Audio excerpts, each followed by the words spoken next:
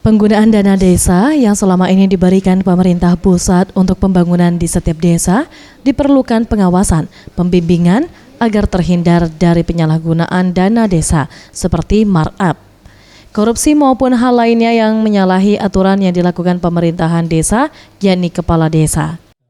Terkait hal ini, Kepala Kejaksaan Kabupaten Pali, Yunita Arifin mengungkapkan, penyimpangan atau penyalahgunaan dana desa telah menyalahi ketentuan aturan PP nomor 60 tahun 2014.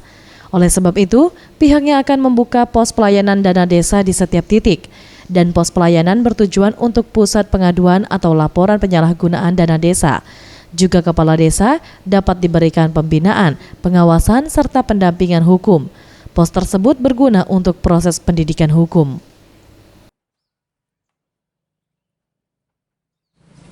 Jadi kita nanti datang ke desa, kemudian kita bikin pos pelayanan hukum, misalnya 2 minggu sekali atau sebulan 2 kali gitu. Dan kemarin kita pilih, kita duduk di situ, nanti di situ ada BPND, Badan Hukum, Kejaksaan. Disitulah mereka mengungkapkan, menyampaikan. Kita buka misalnya dari jam 9 pagi sampai jam 2, jam 3. Semua Mengawal dana desa. Tapi kemudian kita juga bikin pos pelayanan hukum lain. Perdata tata usaha negara, atau pokoknya permasalahan-permasalahan yang ada di desa, perdataan, gitu kita layani.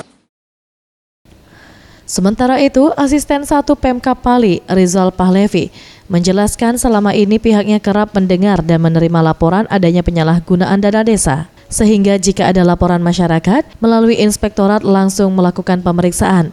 Namun sejauh ini belum ditemukan adanya penyalahgunaan dana desa oleh kepala desa di wilayah Kabupaten Pali. Alhamdulillah sampai sejauh ini sebenarnya tidak ada yang katakanlah melakukan penyimpangan, dan harapan kita nantinya ada keselarasan antara dana desa dengan dana APBD. Jangan sampai nanti pembangunan yang ada di desa tidak selaras dengan pembangunan yang ada di kabupaten. Artinya ada penyelarasan ini, artinya pembangunan yang bisa didanai dengan dana desa, dan ini yang akan didanai oleh kabupaten. Jadi ada keselarasan, jadi tidak ada tumpang tindih ataupun duplikasi anggaran.